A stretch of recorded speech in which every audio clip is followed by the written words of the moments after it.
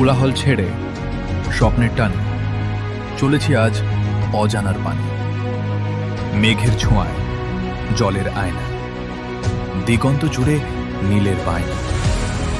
বাতাস বলে অচেনা কথা, প্রকৃতি যেন লিখে কবিতা। আর সেই সৌন্দর্যের খোঁজে আমি বেরিয়ে পড়েছিলাম টাঙ্গুয়ার হাওরের পথে। চলো শুরু করি আজকের যাত্রা।